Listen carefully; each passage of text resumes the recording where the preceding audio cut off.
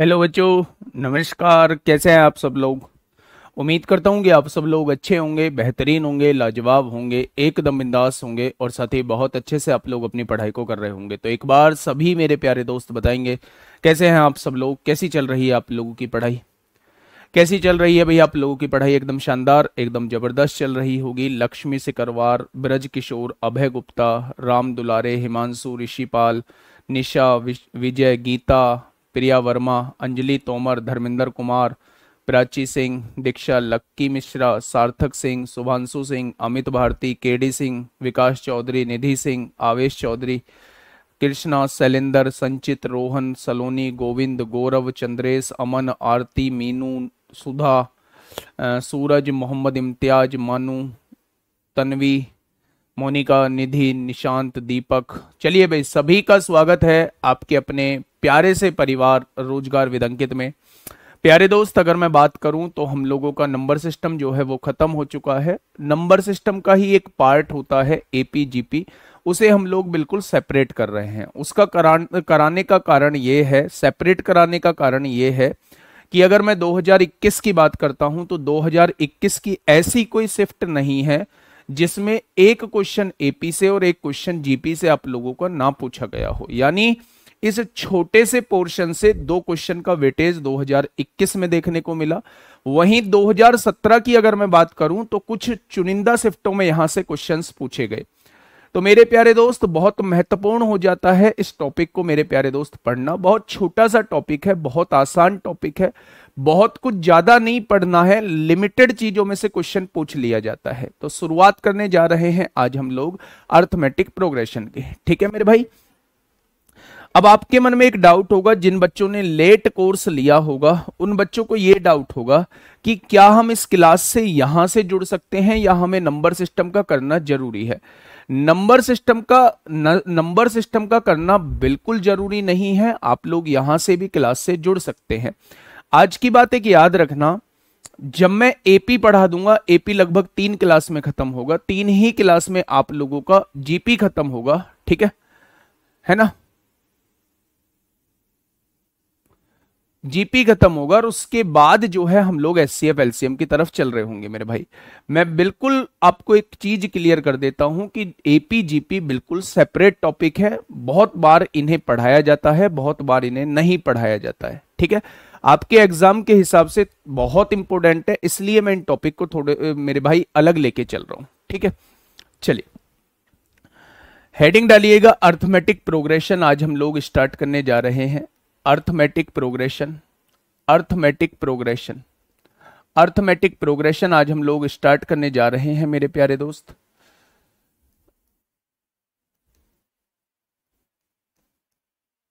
Arithmetic progression, ठीक है। अगर मैं हिंदी में बात करूं तो इसे ही समांतर श्रेणी बोला जाता है, उसे ही समांतर श्रेणी बोला जाता है मेरे भाई।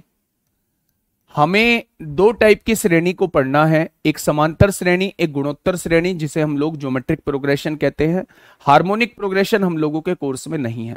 दूसरी बात, मुझे बहुत अच्छे से पता है, मैं शुरू के 1 मिनट खर्च करूंगा, मुझे बहुत अच्छे से पता है कि मुझे कैसे कोर्स कराना है। तो बेफालतू में अपना टाइम वेस्ट ना करें, चीजों को बार बार कुछ भी कह के अपना टाइम वेस्ट ना करें और अपने संस्कार ना दिखाएं, है ना। ये ना दिखाएं मुझे कि आप दरोगा बनने के लक्षण आप में है या नहीं है। तो प्लीज आप लोगों से रिक्वेस्ट है, हाथ जोड़ के रिक्वेस्ट है। ठीक है मेरे भाई, चलिए ध्यान से समझिएगा। अर्थमेटिक प्रोग्रेशन अगर मैं बात करूंगा तो ये 3 क्लास में हम लोगों का खत्म होगा। 3 क्लास हम लोगों की इसमें लगने वाली है और एक क्वेश्चन यहां से 2021 में प्यारे दोस्त पूछा गया है और एक क्वेश्चन ही यहां से बनने के चांस है। तो बहुत छोटा सा टॉपिक है, बहुत आसान सा टॉपिक है, हम लोग आसानी से खत्म कर लेंगे। होती क्या है समांतर श्रेणी, मैं दो श्रेणी आप लोगों के सामने लिखने जा रहा हूं। उन दोनों श्रेणी से आप लोगों को पता लग जाएगा कि अर्थमेटिक प्रोग्रेशन क्या होता है, ज्योमेट्रिक प्रोग्रेशन क्या होता है। मैंने आपके सामने एक श्रेणी लिखी है मेरे भाई, 5 लिखा है, यहाँ पे 9 लिखा है, यहाँ पे 13 लिखा है, यहाँ पे 17 लिखा है, यहाँ पे 21 लिखा है, यहाँ ये dot dot dot dot dot dot करता हुआ चला गया। यहां पे मैंने क्या लिखा है मेरे भाई, यहां पे मैंने 3 लिखा है, यहां पे मैंने 9 लिखा है, यहां पे मैंने 27 लिखा है, यहां पे मैंने 81 लिखा है, यहां पे मैंने 243 लिखा है, फिर मैं dot dot dot dot dot करता हुआ चला गया। यहां पे मैंने क्या लिखा है, यहां पे मैंने 256 लिखा है, यहां पे मैंने मेरे भाई 64 लिखा है, यहां पे मैंने 16 लिखा है, यहां पे 4 लिखा है, और फिर मैं डॉट डॉट डॉट डॉट करता हुआ चला गया। ये 3 चीजें मैंने आपके सामने लिखी। अगर मैं आप लोगों से कहूं कि इसका आगे वाली टर्म क्या होगी, इसके जस्ट बाद वाली टर्म क्या होगी, तो आप रीजनिंग के हिसाब से मेरे भाई आप लोग लगा सकते हैं इस क्वेश्चन को कि भैया 4 4 का डिफरेंस आ रहा है और 21 में 4 जोड़ेंगे तो 25 आ जाएगा। जब आप यहां देखेंगे तो कि वैल्यू 3 3 गुना होती जा रही है, 243 में 3 की गुणा करेंगे तो 729 हो जाएगा।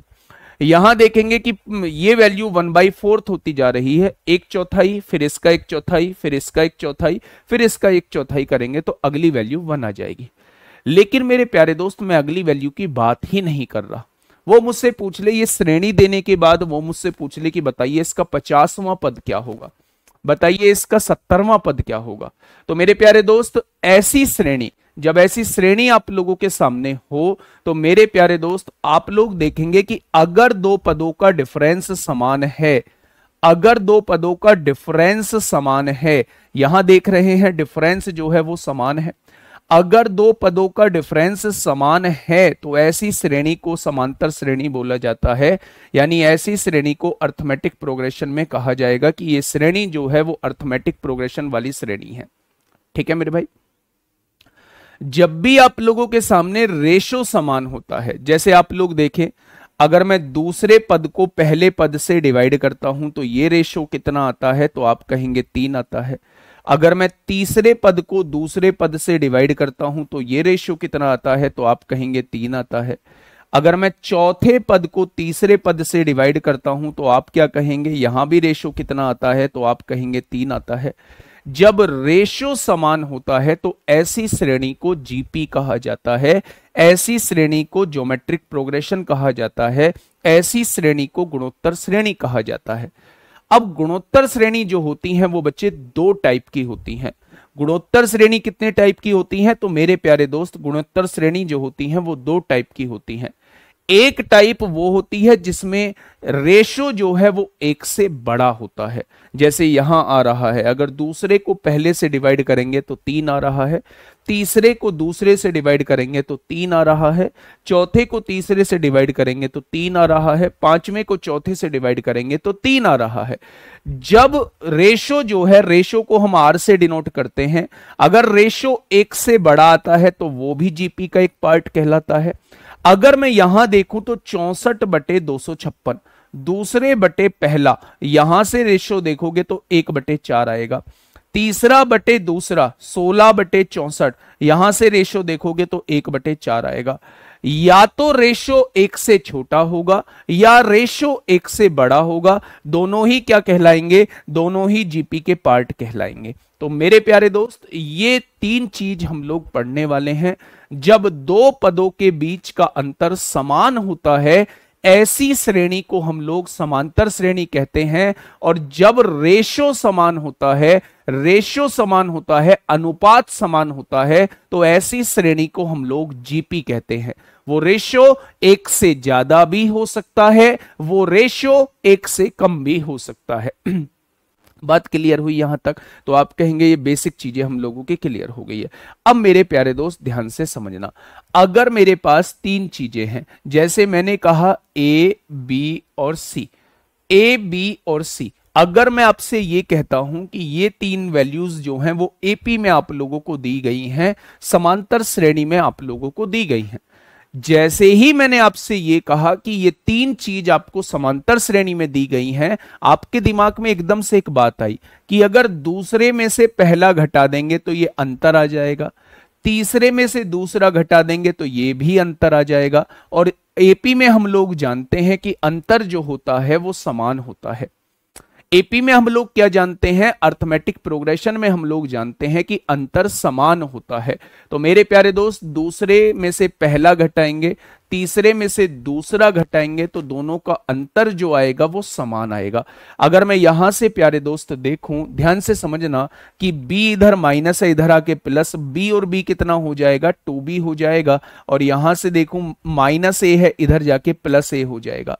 यानी कि याद रखना, अगर तीन वैल्यूज कभी भी आप लोगों को, ध्यान से सुनिएगा, अगर तीन वैल्यूज कभी भी आप लोगों को एपी में दी गई हैं, अगर तीन वैल्यूज आपको एपी में दी गई हैं, तो मेरे प्यारे दोस्त हमेशा बीच वाली का दुगना जो होता है वो पहली और तीसरी के योग के बराबर होता है। ये चीज मैंने आप लोगों को प्रूव करके बताई है। ये चीज मैंने आप लोगों को प्रूव करके बताई है कि जब भी तीन वैल्यूज आपस में एक दूसरे के एपी में होंगी, तो मेरे प्यारे दोस्त हमेशा दूसरी वैल्यू का डबल जो होगा वो पहली और आखिरी के योग के बराबर होगा, पहली और आखिरी के योग के बराबर होगा। क्या ये बात क्लियर हुई? तो आप कह देंगे ये बात क्लियर होगी।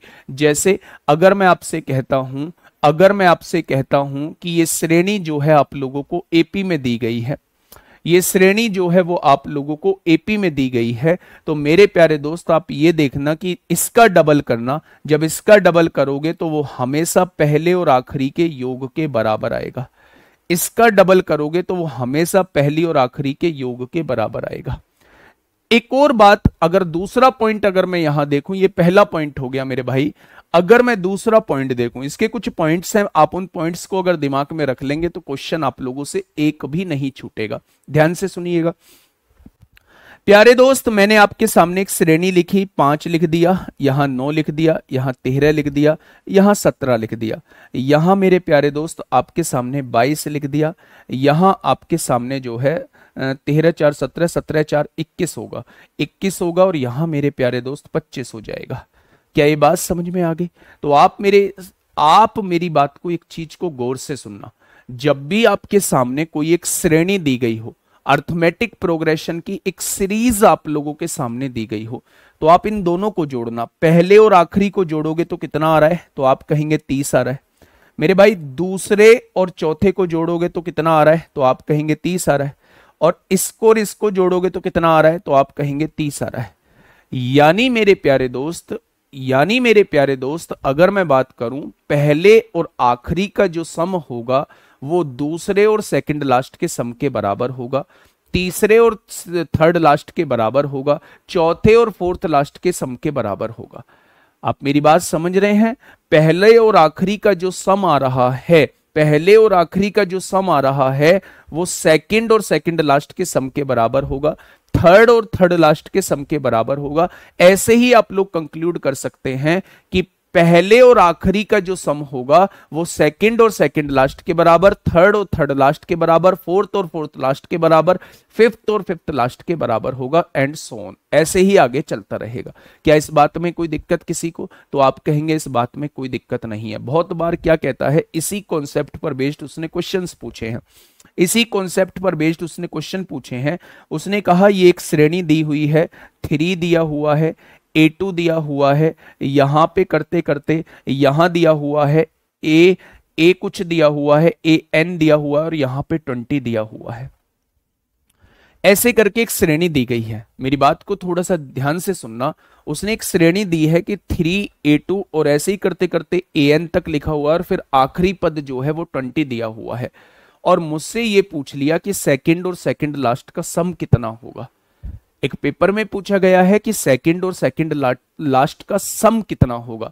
तो आप लोगों ने एक बात सीखी है, जो पहले और आखिरी को जोड़ के आएगा, जो पहले और आखिरी को जोड़ के आएगा वही सेकंड और सेकंड लास्ट को जोड़ के आएगा।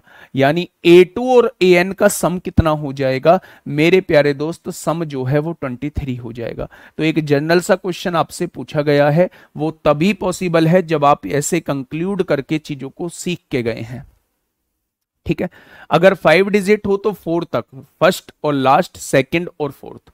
5 डिजिट हो तो केवल हम लोग फोर्थ तक देख सकते हैं, ये चीजें हैं। ठीक है मेरे भाई, आगे बढ़े। जैसे अगर मैं यहीं पे कह देता, जैसे एक श्रेणी है 5, यहां 9 दिया हुआ है, यहां 13 दिया हुआ है, यहां 17 दिया हुआ है, यहां कितना दिया हुआ है? 21 दिया हुआ है। तो पहले और पांचवें को जोड़ के कितना आ रहा है? 26 आ रहा है। दूसरे और चौथे को जोड़ के कितना आ रहा है? 26 आ रहा है। और इसका डबल कितना आ रहा है? इसका डबल भी 26 आ रहा है। तो यही तो बताया कि अगर बीच के का डबल कर दोगे तो वो पहले और आखिरी के सम के बराबर आ जाएगा। यही यही वाली प्रॉपर्टी तो मैंने आपको बताई है कि अगर पहले और आखिरी का सम कर दोगे तो वो दूसरी बीच की वैल्यू के डबल के बराबर आ जाएगा। यहां हमने 3 वैल्यूज ली थी, इसमें पहले और आखिरी का सम जो होगा वो दूसरी वैल्यूज के डबल के बराबर होगा। यहां हमने 5 वैल्यूज ली हैं, पहली और आखिरी का सम वही होगा जो दूसरी और चौथी का होगा, और दूसरी और चौथी का सम वही होगा जो बीच वाली का दुगना होगा। ठीक है जी, बहुत बढ़िया। कोई दिक्कत, कोई समस्या, कोई दुख, कोई दर्द, कोई कष्ट हो तो बताओ। यहां तक हमने बहुत बेसिक सी बात को जाना, मेरे प्यारे दोस्त नेक्स्ट प्रॉपर्टी की तरफ चलते हैं, नेक्स्ट फॉर्मूले की तरफ चलते हैं। मेरी बात को थोड़ा सा ध्यान से सुनना मेरे प्यारे दोस्त। अगर मैं आपसे ये कहता हूं कि एक श्रेणी आप लोगों को दी हुई है, 5, 4, 9, 13 और 17 आप लोगों को दिया हुआ है, और ऐसे ही करते करते ये n टर्म्स तक आप लोगों को दी हुई है। ये जो होता है, ये जो पहली टर्म है, इसे हम लोग डिनोट ए से करते हैं। ए क्या है मेरे भाई? पहला पद कहलाता है, यानी फर्स्ट टर्म कहलाता है। ए क्या होता है? प्रथम पद कहलाता है, यानी फर्स्ट टर्म कहलाता है मेरे भाई। ए क्या कहता है? फर्स्ट टर्म कहलाता है, यानी प्रथम पद कहलाता है। अब ये जो इनके बीच का डिफरेंस आ रहा है, ये 4 कहां से ले दिया? ये 4 हमने गलत ले दिया है, ये 5 लेंगे यहां पे, ये 5 लेंगे मेरे प्यारे दोस्त। ये जो इनके बीच का डिफरेंस है, आप देखेंगे दूसरे में से पहला घटाएंगे 4 का डिफरेंस, यहां भी 4 का डिफरेंस आएगा, यहां भी 4 का डिफरेंस आएगा मेरे भाई। ये जो डिफरेंस कहलाता है, ये सार्वंतर कहलाता है, सार्वंतर कहलाता है मेरे भाई। इसी को हम लोग कॉमन डिफरेंस कहते हैं, इसी को हम लोग कॉमन डिफरेंस कहते हैं। क्या कहते हैं? इसी को हम लोग सार्वंतर या कॉमन डिफरेंस कहते हैं, जिसे हम लोग डी से डिनोट करते हैं, जिसे हम लोग डी से डिनोट करते हैं। कोई दिक्कत? तो आप कहेंगे कोई दिक्कत नहीं है। अगर मैं आपसे कहूं कि ये टीएन है, ये आखिरी पद कहलाता है, ये लास्ट टर्म कहलाती है, ये लास्ट टर्म कहलाता है, एनवा पद कहलाता है, यानी कि अंतिम पद कहलाता है। इसे हम लोग एल से भी डिनोट कर सकते हैं, इसे हम लोग एल से भी डिनोट कर सकते हैं। L4 लास्ट टर्म होता है मेरे भाई, L4 क्या होता है? L4 लास्ट टर्म होता है। कोई दिक्कत? तो आप कहेंगे कोई दिक्कत नहीं। अब ध्यान से सुनना मेरे प्यारे दोस्त, छोटी सी बात को समझना कि ये क्या है। तो आप कहेंगे ये तो जी पहला पद है। अगर मुझे दूसरा पद निकालना है, ध्यान से सुनना भाई, अगर मुझे दूसरा पद निकालना है, यानी ये वाला पद निकालना है, तो क्या मैं पहले पद में अंतर को जोड़ सकता हूं? पहला पद 5 है, अंतर कितना है? 4 है। पहले पद में अंतर को जोड़ दिया तो मेरे पास दोस्त दूसरा पद आ जाएगा। यानी जब हमें दूसरा पद निकालना होता है तो पहले पद में अंतर को जोड़ देते हैं। तो आपने कहा जी बिल्कुल जोड़ देते हैं। अगर मैं आपसे कहूं जी मुझे तीसरा पद निकालना है मेरे भाई, तीसरा पद निकालना है, तो मेरे प्यारे दोस्त आप कहेंगे कि आप ये वाला पद निकालना चाहते हो, तो पहले पद में 2 अंतर को जोड़ दो, 4 और 4 8 और 5 13, क्या तीसरा पद आ जाएगा? यानी पहले पद में अगर 2 बार अंतर को जोड़ देंगे तो हमारे पास तीसरा पद निकल के आ जाएगा। ठीक उसी तरह अगर मुझे चौथा पद निकालना है, ये वाला पद निकालना है, तो पहले पद में 3 अंतर को जोड़ देंगे तो क्या मेरे पास चौथा पद निकल के आ जाएगा। अब यहां से आप एक कंक्लूजन निकाल सकते हैं। आपने कहा जी जब आपने दूसरा पद निकाला तो 1 बार डी को जोड़ा, जब आपने तीसरा पद निकाला तो 2 बार डी को जोड़ा, जब आपने चौथा पद निकाला तो 3 बार डी को जोड़ा। यानी आप डी कितनी बार जोड़ रहे हैं? 1 कम बार डी जोड़ रहे हैं। जितनी यहां वैल्यू है उससे 1 कम बार डी जोड़ रहे हैं। यहां 3 वैल्यू थी तो 2 बार डी जोड़ा, यहां 2 वैल्यू थी तो 1 बार डी जोड़ा, यहां मेरे भाई 4 वैल्यू है तो 3 बार डी जोड़ा।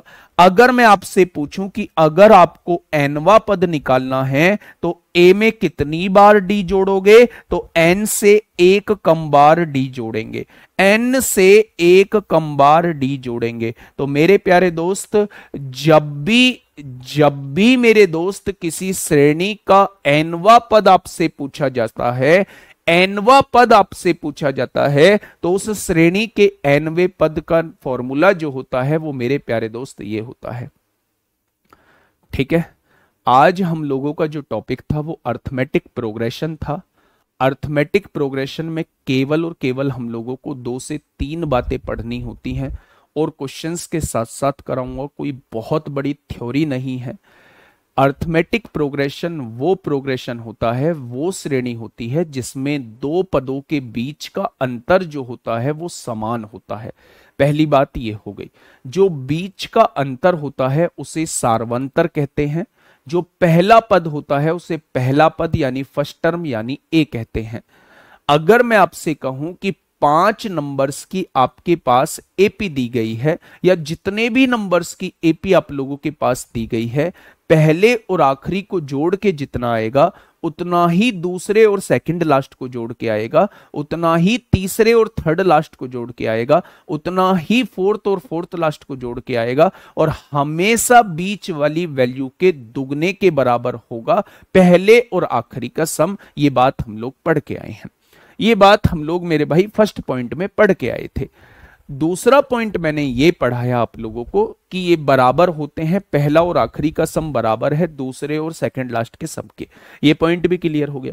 यहां मैंने आपको ये समझाने की कोशिश की कि अगर इनके बीच का अंतर जो है, बीच का अंतर जो है वो डी है मेरे प्यारे दोस्त, और पहला पद जो है वो ए है, और मैं आपसे दूसरा पद निकलवाने के लिए कहूं तो पहले पद में आप अंतर को जोड़ देंगे।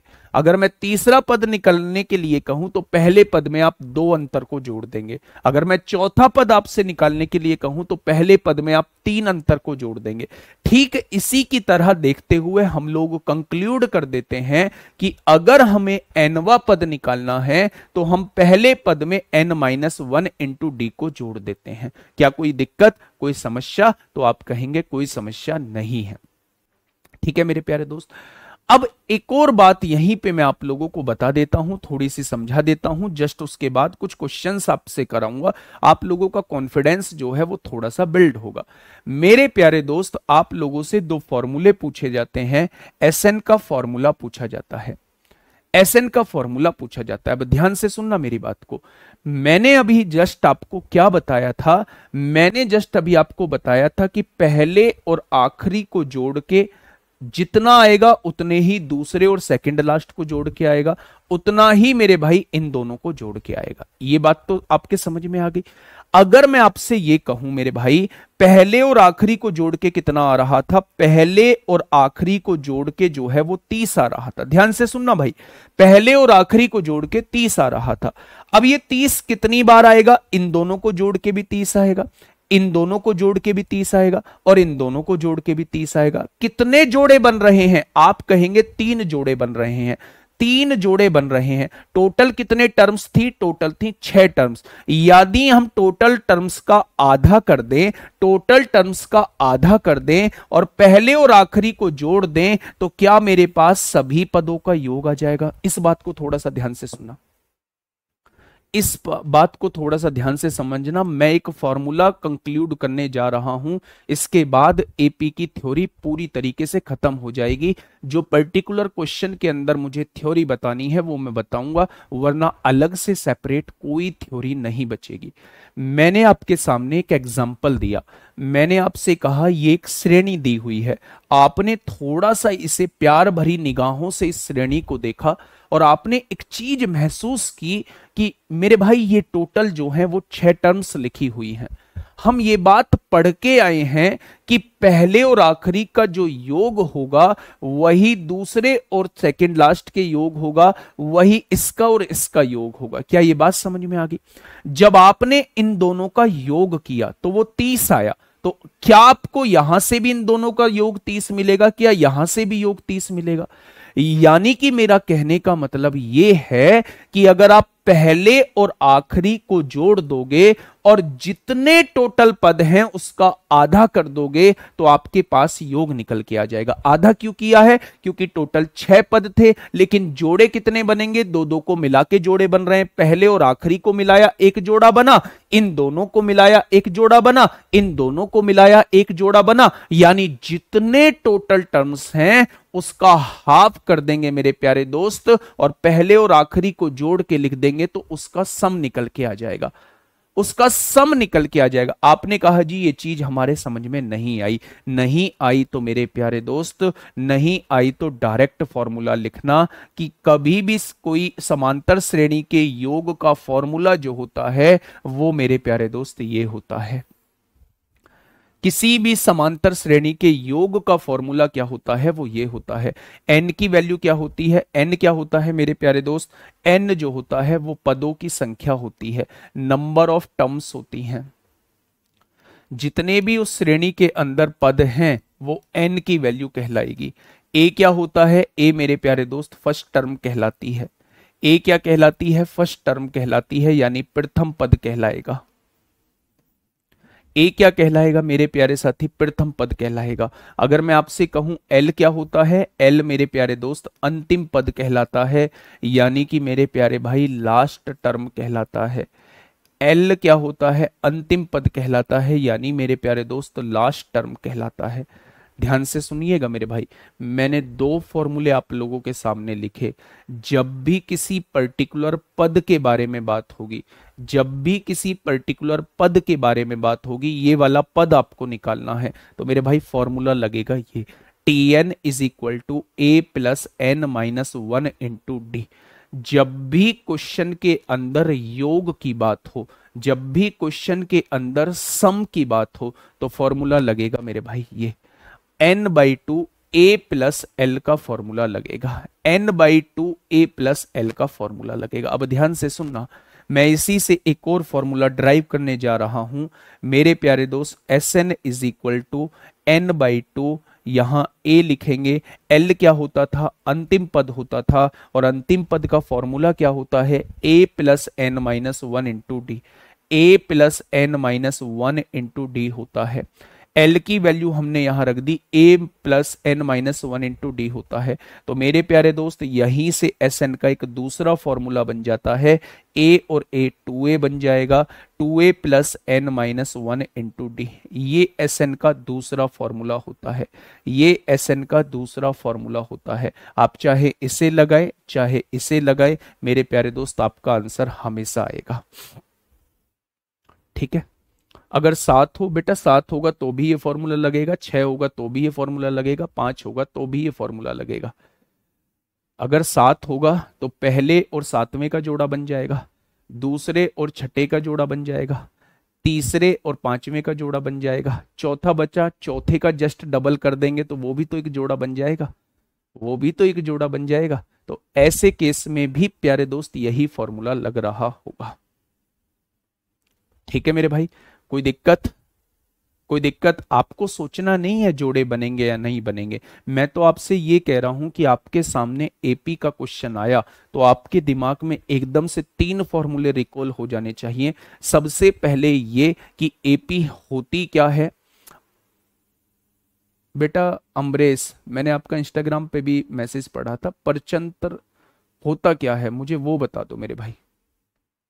गुरुजी आपसे बस रिक्वेस्ट है, आप परचंतर जहां यूज होता है वहां परचंतर आराम से बता दीजिएगा। परचंतर क्या, परचंतर किसी का हिंदी मीनिंग है क्या? चलो एक बार बताना। दूसरी बात, मेरी बात को थोड़ा ध्यान से सुनिए। एपी मैं 4 बातों में खत्म करता हूं एपी, उसके बाद क्वेश्चन की तरफ आता हूं। मैंने आपसे ये कहा अगर कोई श्रेणी आप लोगों को दी हुई है, सबसे पहले पहचान करिए कि वो श्रेणी एपी में है या नहीं। कैसे पहचान करेंगे? उनका डिफरेंस देख के। अगर डिफरेंस बराबर आ रहा है तो मेरे प्यारे दोस्त वो एपी में कहलाएगी। जब कोई चीजें एपी में आ जाती हैं तो याद रखना, हमेशा बीच वाली वैल्यू का डबल जो होता है वो पहले और आखिरी के योग के बराबर होता है। दूसरी प्रॉपर्टी ये है कि पहले और आखिरी को जोड़ के जितना आएगा उतना ही दूसरे और दूसरे के योग के बराबर आएगा। ठीक है, तीसरे और थर्ड लास्ट के योग के बराबर आएगा। तो ये आप लोग समझ चुके होंगे। जब भी उसमें n की वैल्यू की बात की जाती है कि nवा पद बताइए, तो आप tn वाला फॉर्मूला लगा रहे होंगे, tn वाला फॉर्मूला मेरे प्यारे दोस्त लगा रहे होंगे। जब भी वो आपसे योग का फॉर्मूला पूछता है, एन एस एन होता है n पदों का योग। जब भी वो आपसे योग का फॉर्मूला पूछता है और अंतिम पद उसमें दिया होता है तो आप इस फॉर्मूले का यूज करेंगे, अंतिम पद नहीं दिया होता है तो आप इस फॉर्मूले का यूज करेंगे। बस ये तीन बातों में मैं प्यारे दोस्त अपने इस एपी पार्ट की थ्योरी को खत्म करता हूं। अब क्वेश्चन से आपको समझाता चलूंगा कि क्वेश्चन कहना क्या चाहता है। ठीक है मेरे भाई, ये आपको पीडीएफ जो है वो मिल जाएगी, है ना। पहला क्वेश्चन आज की क्लास का, कुछ थोड़ा सा सीक्वेंस आगे पीछे है तो सीक्वेंस से समझेंगे। टाइप 1 हम लोग करने वाले हैं मेरे प्यारे दोस्त। पहला क्वेश्चन आप लोगों के सामने ये रहा। पहला क्वेश्चन आप लोगों के, बेटा पदों की संख्या भी बताऊंगा ना, पदों की संख्या कैसे पता पड़ेगी जल्दी से बताइए। हाँ, दोनों सूत्र से सेम उत्तर आएगा, दोनों सूत्र से सेम उत्तर आएगा। पता है जो यहां खड़ा होता है उसके लिए बड़ा मतलब पेचीदा टास्क होता है। एक बच्चे का कल मैसेज आया था कि आप क्लास में बात कम किया करो। क्लास में कमेंट आया था कि आप एकदम पढ़ाने लग जाते हो, पढ़ाते ही रहते हो, बोलते नहीं हो, बीच में हंसाते नहीं हो, थोड़ा सा हम बोर हो जाते हैं। मतलब अब मैं किस तरफ जाऊं, है ना। 5-6 साल का एक्सपीरियंस इस बैच में आके खत्म हो जाता है चलिए देखिए मेरे प्यारे दोस्त, ऐसे वो क्वेश्चन देगा, यदि एक श्रेणी उसने दे दी समांतर श्रेणी में हो, समांतर श्रेणी में उसने दिया हुआ है तो के का मान वो आपसे पूछना चाह रहा है। अच्छा एक बात बताइए, अगर ये समांतर श्रेणी में है तो समांतर श्रेणी में आप लोग क्या जानते हैं? तो आप कहेंगे समांतर श्रेणी में हम ये जानते हैं कि अगर पहले दूसरे पद में से पहला पद घटाओगे तो वही आएगा जो तीसरे पद में से दूसरा पद घटाने पर आएगा। जो तीसरे पद में से दूसरा पद घटाने पर आएगा वही आप लोगों का दूसरे में से पहला घटाने पर आएगा, या फिर दूसरे का डबल जो होता है वो इन दोनों के योग के बराबर होगा। आप कोई सी भी प्रॉपर्टी लगा दीजिए मेरे भाई। आपने कहा माइनस के है, इधर आके प्लस के हो जाएगा, के और के 2 के हो जाएगा। आपने कहा जी ये -2/3 है, इधर आके +2/3 हो जाएगा। तो 8 और 3 का एलसीएम कितना होगा? 24 हो जाएगा मेरे भाई। 8 तिया 24, 5 तिया 15 हो जाएगा। बहुत बढ़िया। 3 अट्ठे 24, 8 दूनी 16 हो जाएगा। तो आप कह सकते हैं 31/24 हो जाएगा। लेकिन मेरे प्यारे दोस्त 2 इधर मल्टीप्लाई में है, इधर आके डिवाइड में हो जाएगा, तो 31/48 इस क्वेश्चन का जवाब हो जाएगा। क्या हो जाएगा? 31/48 इस क्वेश्चन का जवाब हो जाएगा। जब भी कोई श्रेणी एपी में दी गई हो तो उसके दो क्रमागत पदों के बीच का अंतर जो होता है वो समान होता है। ठीक है जी, चलिए बहुत बढ़िया। ऐसा ही एक और क्वेश्चन आपके सामने है, इसे दूसरे वाले फंडे से कर लीजिए। बीच वाली वैल्यू का डबल पहले और आखिरी के योग के बराबर होता है। उसने एक और क्वेश्चन आपके सामने दिया है, उसने एक और क्वेश्चन आपके सामने दिया है। 3 वैल्यूज आप लोगों के सामने दी हैं, 1/3 m और 5/8 m, और आपसे पूछना चाह रहा है कि m का मान क्या है। ठीक है, बताइए मेरे प्यारे दोस्त। अभी मैं एपी का आपको हिसाब किताब समझा के आया हूं। या तो आप दूसरे पद में से पहले पद को घटा के तीसरे पद में से दूसरे पद को घटाने के बराबर लिख दीजिए, या फिर बीच वाली वैल्यू का डबल कर दीजिए। बीच वाली वैल्यू का डबल करेंगे तो कितना हो जाएगा? 2m हो जाएगा। वो पहले और आखिरी के योग के बराबर आएगा, वो पहले और आखिरी के योग के बराबर आएगा, पहले और आखिरी के योग के बराबर आएगा। अगर दूसरी वैल्यू का डबल कर दोगे तो वो पहली और आखिरी के योग के बराबर आ जाएगा। ऐसे भी कर सकते हैं, ऐसे भी निकाल सकते हैं, दूसरी में से पहला घटाइए बराबर तीसरी में से दूसरा घटा दीजिए, ऐसे भी कर सकते हैं। आपने कहा ये m वाली वैल्यू है, इधर आएंगी तो माइनस हो जाएगी। भाई m वाली वैल्यू आपको एक तरफ लेनी पड़ेगी, माइनस ये हो जाएगा 5m/8 हो जाएगा। इधर क्या बच रहा है मेरे प्यारे दोस्त? आप कहेंगे 1/3 बच रहा है। बच रहा है क्या? ठीक है। अच्छा अब यहां से सुनिएगा, 8 दूनी 16m, 16m में से 5m जाएगा तो 11m हो जाएगा, 11m/8 हो जाएगा, और इज इक्वल टू में 1/3 दिया हुआ है। ये 8 डिवाइड में है, इधर आके मल्टीप्लाई में हो जाएगा। ये मल्टीप्लाई में 11 है, इधर आके डिवाइड में हो जाएगा। तो m की वैल्यू कितनी आएगी? 8 एकम 8, 11 तिया 33, 8/33 इस क्वेश्चन का जवाब हो जाएगा। ठीक है, सबसे बेसिक सा क्वेश्चन ये आप लोगों से पूछा जाता है एपी के अंदर। ठीक है मेरे भाई, आगे बात करूं अगर मैं आगे बात करूं तो मेरे प्यारे दोस्त एक क्वेश्चन ये समझ लीजिए, एक क्वेश्चन ये समझ लीजिए, फटाफट बताइए। क्वेश्चन नंबर 3, गुरुदेव व्हाइट कलर तो हमारी आंखों को ही खराब कर देगा। बेटा ये व्हाइट नहीं है, ये वो कलर है जो आंखों पे मतलब इफेक्ट नहीं करता है। ये वो कलर है, आप देखेंगे थोड़ा सा ध्यान से देखेंगे, एक्चुअल में ब्लैक कलर में थोड़ा सा डिस्ट्रैक्शन ज्यादा होता है, ठीक है, डिस्ट्रैक्शन ज्यादा होता है। सामने कोई एक्टिविटी होती है, सामने की कोई तस्वीर होती है, सामने के कोई कपड़े होते हैं, वो उसके अंदर दिख रहे होते हैं, जिससे मन जो है वो वहां से हट जाता है। इस वजह से वो बैकग्राउंड को थोड़ा सा चेंज करना पड़ता है। 11 कहाँ से आया है गुड्डा? ऐसी चीज पूछोगे तो फिर मामला बिगड़ जाएगा। 8 दूनी कितने होते हैं? एलसीएम लेना आता है ना, 8 आ गया। 8 दूनी कितने होंगे? 16 एम होंगे। 16 एम में से 5 एम जाएगा, कितना बचेगा? 11 एम ही तो बचेगा, और यहाँ 1/3 है। बताइए इस क्वेश्चन का जवाब क्या होगा? फटाफट बताइए। चलिए कर देंगे, बैकग्राउंड का कलर चेंज कर देंगे। अभी के लिए पढ़िए मेरे भाई, अभी के लिए पढ़िए। ऐसा नहीं है जो पीडीएफ में बैकग्राउंड आ चुका है प्यारे दोस्त वही रहेगा, अब थोड़ी ना चेंज हो जाएगा। बताइए, देखिए आपने एक बात पढ़ी, आपने क्वेश्चन पढ़ा, के किस मान के लिए ये वाली श्रेणी समांतर श्रेणी में होगी। अच्छा, समांतर श्रेणी का मतलब क्या ये नहीं होता कि दूसरे पद का दुगना करिए? क्या समांतर श्रेणी का मतलब ये नहीं होता कि क्या दूसरे पद का दुगना जो होता है वो हमेशा पहले और आखिरी के योग के बराबर आता है? तो आप कहेंगे जी ये तो पढ़ के आए हैं हम लोग। अब ये बात मुझे बताइए कि 2 अगर मल्टीप्लाई में है तो इधर आके डिवाइड में हो जाएगा, तो क्या इसकी वैल्यू जो है वो 4 हो जाएगी? अगर ये प्लस का 3 है, इधर आके माइनस का 3 हो जाएगा, तो क्या के की वैल्यू जो है वो मेरे प्यारे दोस्त 1 हो जाएगी?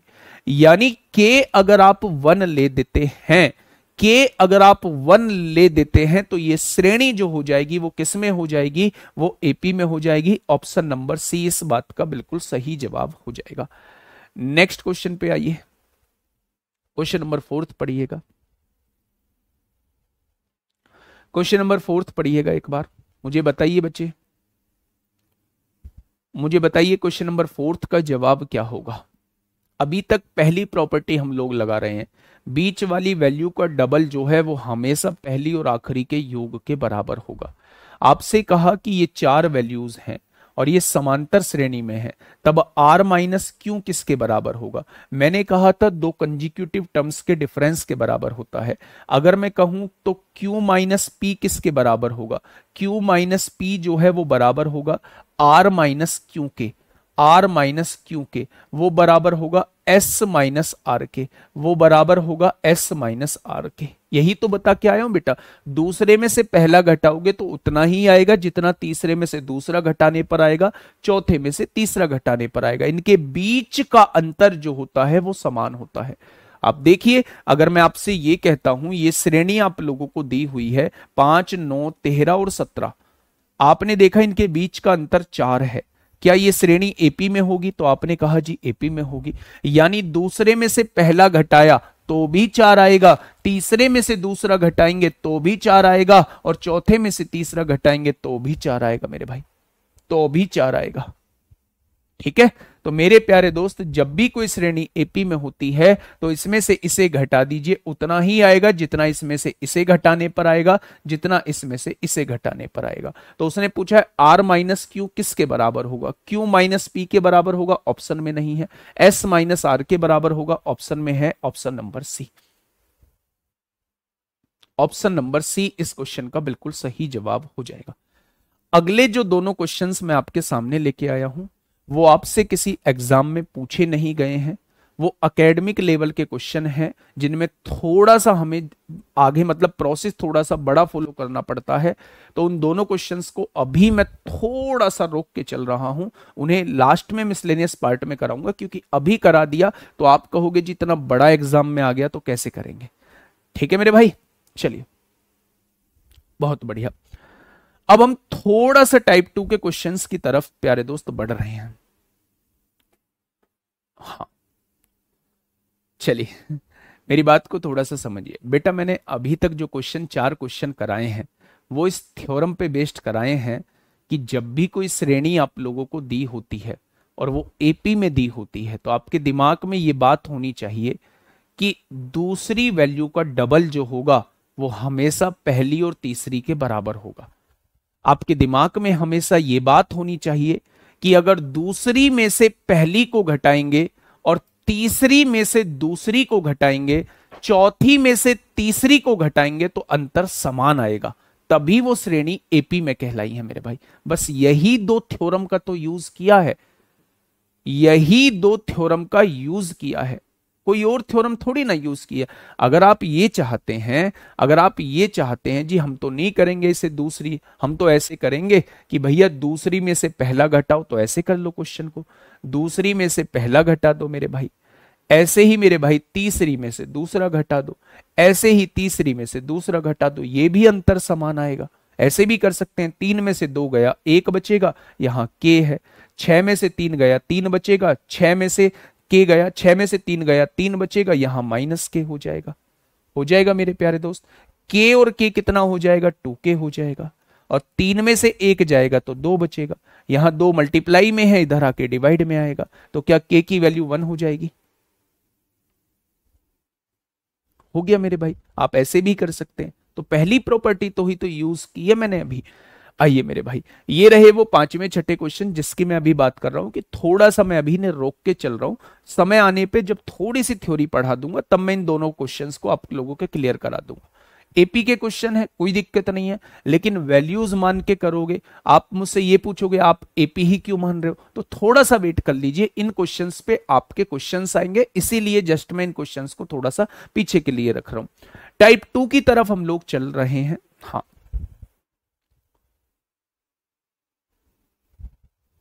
अमरेश जी मैं बता दूंगा मेरे भाई, मैं बता दूंगा, ठीक है, आप परेशान मत हो मेरे भाई, कुछ भी ऐसी चीज होगी तो मैं बता दूंगा, ठीक है। चल, टाइप 2 की तरफ हम लोग चल रहे हैं मेरे भाई। ये श्रेणी, यहां से असली एपी जो है वो आप लोगों की शुरू होती है, यहां से असली एपी जो है वो आप लोगों की शुरू होती है मेरे भाई, ठीक है। देखिए थोड़ा सा ध्यान से समझिए, सबसे पहले वर्ड बोला हुआ है समांतर श्रेणी। आपके दिमाग में आ गया कि दो लगातार पदों का अंतर जो होगा वो समान होगा। आपने चेक भी किया, यहां से आपको अंतर 5 देखने को मिला, यहां से भी अंतर 5 देखने को मिला, यहां से भी अंतर 5 देखने को मिला, यहां से भी अंतर 5 देखने को मिला, यानी अंतर जो है वो समान है मेरे भाई। आपने कहा ये श्रेणी जो है वो मेरे भाई एपी है, ठीक है, बहुत बढ़िया। उसने कहा 50वां पद क्या होगा, इस श्रेणी का 50वां पद क्या होगा। मैंने आपको बताया था जब किसी पद की वो बात करता है, जब किसी पद के बारे में वो बात करता है तो हम इस फॉर्मूले का यूज कर रहे होते हैं। उसने कहा है 50वां पद बताइए। जब भी वो किसी पद के बारे में आपसे पूछेगा, जब भी वो किसी पद के बारे में आपसे पूछेगा, आप टीएन का फॉर्मूला लगा रहे होंगे, और टीएन का फॉर्मूला होता है a plus N minus 1 into D. क्या यही होता है टीएन का फॉर्मूला। उसने कौन सा पद पूछा है, 50वां, यानी एन की वैल्यू 50। इस टर्म के अंदर टोटल 50 पद हैं, वो T50 की वैल्यू आपसे पूछना चाह रहा है। ए क्या बताया था, पहला पद था, पहला पद कितना है, 3 है। एन क्या रखा है आपने, 50 रखा है, 50 में से 1 जाएगा, 49 बचेगा। डी क्या होता है, दूसरे पद में से पहला पद घटाइए, इनके बीच का अंतर जो होता है वो डी होता है। क्या इस बात में कोई दिक्कत, तो आप कहेंगे कोई दिक्कत नहीं है। यहां से जब आप देखेंगे मेरे प्यारे दोस्त, 9 पंजे 45 को 5 हासिल 4, 5 चौक 20 और 4 24 हो जाएगा। 245 में 3 जोड़ेंगे तो आंसर कितना हो जाएगा, तो आप कहेंगे 248 हो जाएगा।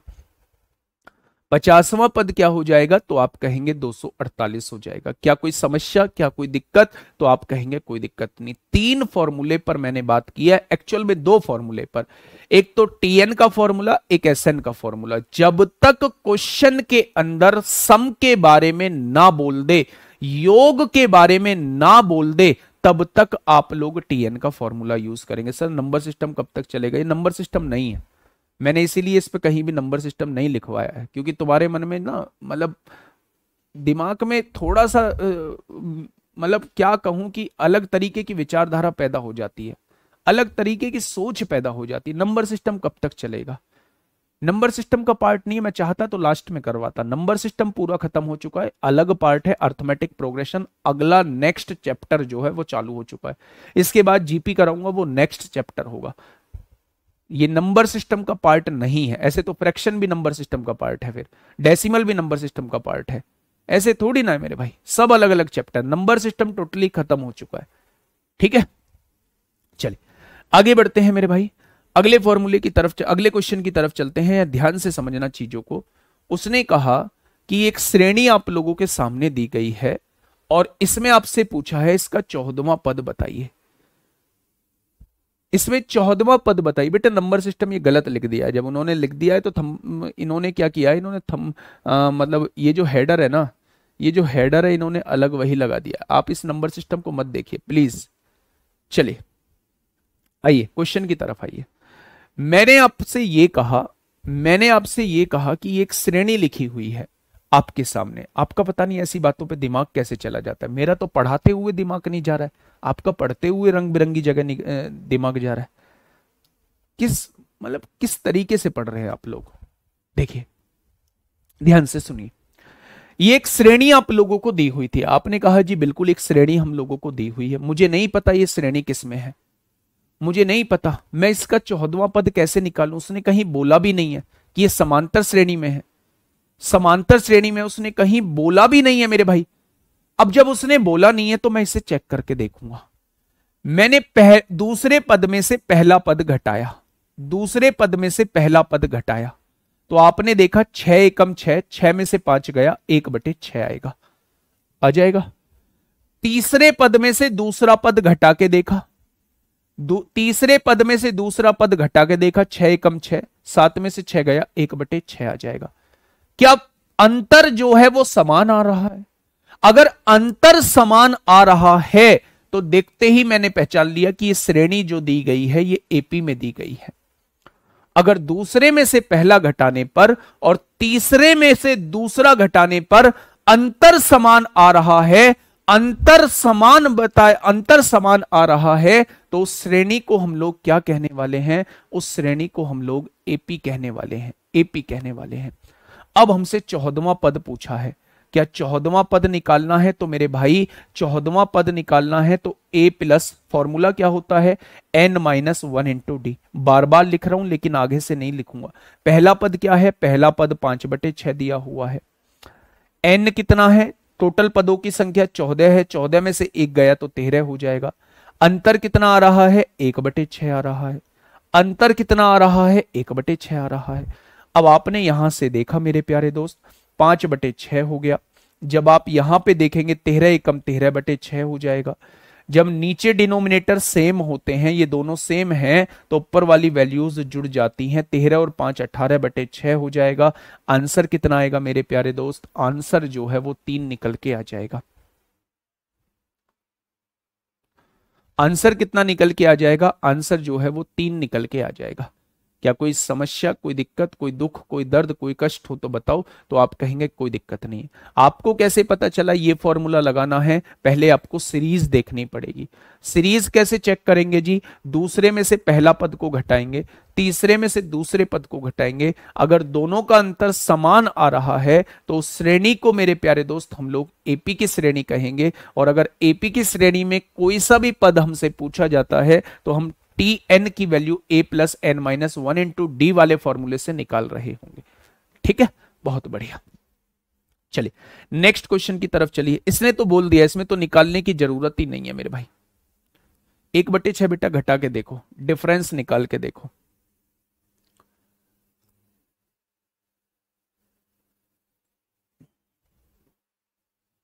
बताइए क्या होगा इस क्वेश्चन का साथी? बिल्कुल सही जवाब। देखिए मेरे भाई, ये 3 वैल्यूज आप लोगों को दी गई हैं और क्वेश्चन ने कहा ये समांतर श्रेणी में है। अगर ये समांतर श्रेणी में है तो डिफरेंस निकाल लीजिए। डिफरेंस कैसे निकालते हैं? दूसरे पद में से पहला पद घटा देते हैं। कैसे करेंगे मेरे भाई? 10 पंजे 50, 50 और 3 53/10 हो जाएगा। दूसरा पद जो है वो 53/10 दिया हुआ है, उसमें से पहला पद घटाइए। 5 एकम 5 और 4 9/5 हम लोगों को घटाना है। आपने क्या कहा? आपने कहा इन दोनों का एलसीएम 10 आ जाएगा। 10 एकम 10, 53 ऐसे ही लिख जाएगा, माइनस 5 दूनी 10, 2 की गुणा ऊपर हो जाएगी 18 हो जाएगा। 13 में से 8 गए 5 बचेगा, 4 में से 1 गया 3, क्या 35/10 हो जाएगा। और 35/10 का मतलब होता है 5 सत्ते 35 होता है, 5 दूनी 10 होता है। कोई दिक्कत समस्या? तो आप कहेंगे कोई दिक्कत समस्या नहीं है, 7/2 जो है वो इसका डिफरेंस आ गया है। अब आपके दिमाग में एक और बात जाएगी कि आपने तीसरे में से दूसरा क्यों नहीं घटाया, दूसरे में से पहला घटा के तीसरे में से दूसरा क्यों नहीं घटा के देखा। इसलिए घटा के नहीं देखा क्योंकि उसने बोल दिया है ये एपी में है, ये समांतर श्रेणी में है, तो मुझे प्रूव करने की क्या जरूरत है। अगर ये समांतर श्रेणी में दिए हुए हैं तो मैं डायरेक्ट दूसरे में से पहला पद घटाऊंगा तो मेरे सामने जो है वो अंतर निकल के आ जाएगा, सार्वंतर निकल के आ जाएगा। ठीक है, तो हमसे 100वां पद पूछा है, यानी कि T100 की वैल्यू पूछी है। क्या T100 की वैल्यू a + 99d हो जाएगी? उससे एक कम d जोड़ना होता है, फॉर्मूले में रखिए ना, n-1 100 में से एक गया तो 99d डायरेक्ट आ जाएगा मेरे भाई।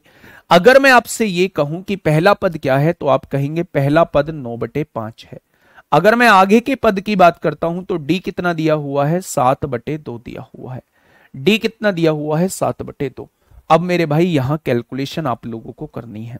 कैसे करोगे? 9 सत्ते 63 को 3 हासिल लगे 6, 9 सत्ते 63 और 6 69 हो जाएंगे, बटे में 2 हो जाएगा। अगर 5 और 2 का एलसीएम देखूं तो 10 हो जाएगा मेरे प्यारे दोस्त, 10 हो जाएगा। 5 दूनी 10, 9 दूनी 18 हो जाएगा।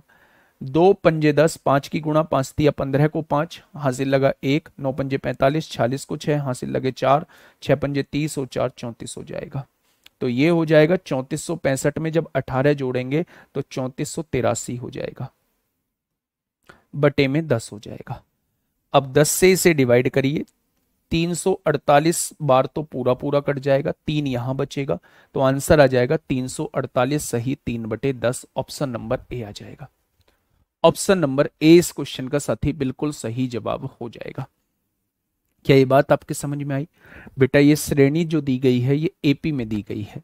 अगर इसका 100वां पद आपसे पूछा है तो 100वां पद निकालने का formula Tn = a + n-1 × d होता है। n की वैल्यू 100 दी गई है, यानी आपको a + 99d की वैल्यू निकालनी है। a क्या होता है? प्रथम पद होता है, 9/5, 5 एकम 5 और 4 9/5 हो जाएगा, प्लस 99d। d कैसे निकलेगा, सार्वंतर कैसे निकलेगा? दूसरे पद में से पहला पद घटा दीजिए। दूसरा पद कितना है? 10 पंजे 50 और 3 53/10 है मेरे भाई। पहला पद कितना है? 5 एकम 5 और 4 9/5 है। इन दोनों का एलसीएम 10 आएगा, 10 एकम 10, 53 ऐसे ही लिख जाएगा। 5 दूनी 10, 2 की गुणा ऊपर 18 हो जाएगा। 53 में से 18 जाएगा, 35 बचेगा, बटे में कितना है? 10 दिया हुआ है, तो यहां से देखेंगे 7/2 हो जाएगा मेरे भाई। अगर d की वैल्यू 7/2 है तो आप डायरेक्टली वैल्यू यहां से निकाल सकते हैं, डायरेक्टली वैल्यू यहां से निकाल सकते हैं मेरे भाई। a क्या होता है? प्रथम पद होता है, प्लस 99 लिख दिया। d क्या है? d 7/2 निकल के आए। अब इसे सॉल्व कर लीजिए, ठीक है। क्या ये बात समझ में आई बच्चे? क्या ये बात समझ में आई? आप कह देंगे आ गई, ठीक है जी। तो ऐसे क्वेश्चंस की थोड़ी सी प्रैक्टिस आप लोगों को करनी पड़ेगी। बताइए इसका क्या होगा बिल्कुल सही जवाब। ये क्वेश्चन आपके सामने है, ये क्वेश्चन आपके सामने है। दी गई श्रेणी का 11वां पद क्या होगा? आपको नहीं पता, आपको नहीं पता कि ये श्रेणी किस में है मेरे भाई, इसलिए सबसे पहले आपको इस श्रेणी को देखना पड़ेगा कि ये श्रेणी किस में है। आपने क्या किया? अच्छा ये बताइए, दूसरे पद में से पहला पद घटाइए। दूसरा पद क्या है? √12 है, माइनस √3। कैसे करेंगे मेरे भाई? √12, √12 को क्या आप लिख सकते हैं? 4 × 3 लिख सकते हैं। बिल्कुल डिटेल में बता रहा हूं, बिल्कुल बारीकी से बता रहा हूं, एक एक चीज समझाता हुआ आप लोगों को बता रहा हूं। आपने कहा जी 4 का वर्गमूल 2 होता है, 3 अंदर ही रहेगा, 2√3 में से 1√3 जाएगा तो √3 आ जाएगा। तो आपने कहा जी दूसरे पद में से पहला पद घटाने पर √3 आ रहा है। अगर तीसरे पद में से भी दूसरा पद घटाने पर √3 आ गया तो ये श्रेणी जो है वो समांतर श्रेणी होगी। 27 को क्या लिख सकते हैं? 9 × 3। क्या ये 3√3 लिखा हुआ है? हाँ जी, ये 3√3 लिखा हुआ है। उसमें से 12 को 4 गुणा 3 लिख सकते हैं। 4 का वर्गमूल, क्या ये 2√3 लिखा हुआ है? बिल्कुल लिखा हुआ है।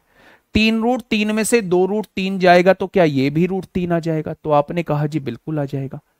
अब आप मुझे ये बताइए कि दूसरे में से पहला घटाने पर वही आ रहा है जो तीसरे में से दूसरे को घटाने पर आ रहा है। अगर ये दोनों समान आ रहे हैं तो क्या ये श्रेणी एपी में हो जाएगी?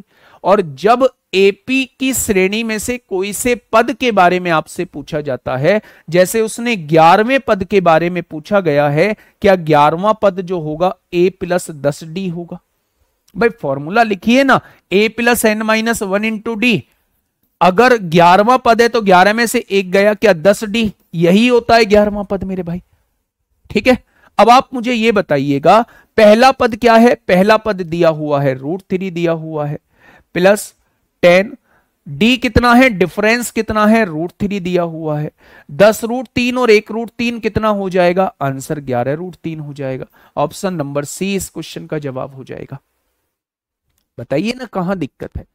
सबसे पहले यही तो दिक्कत आप लोगों को आई होगी कि हमें कैसे पता चलेगा कि ये एपी में है। भाई पता चलेगा नहीं, अगर वो नहीं देता है आप लोगों को कि ये एपी में है, तो मेरे प्यारे दोस्त आपको दूसरे में से पहला घटाना होगा, तीसरे में से दूसरा घटाना होगा। अगर अंतर समान आता है तो ये श्रेणी जो है वो एपी में कहलाएगी। और अगर ये एपी में है तो आप इसके nवें पद का फॉर्मूला लगा सकते हैं, Tn = a + n - 1 × d वाला फॉर्मूला लगा सकते हैं। ठीक है, ये क्वेश्चन आपके लिए होमवर्क है। कल इसी क्वेश्चन से प्यारे दोस्त हम लोग शुरुआत कर रहे होंगे। जिन बच्चों की चीजें समझ में कम आई हैं या जो बच्चे पहली बार पढ़ रहे हैं, वो मेरे प्यारे दोस्त एक बार क्लास को देख लेंगे। एपी सबसे छोटा चैप्टर है, केवल 4 पॉइंट्स में खत्म होता है।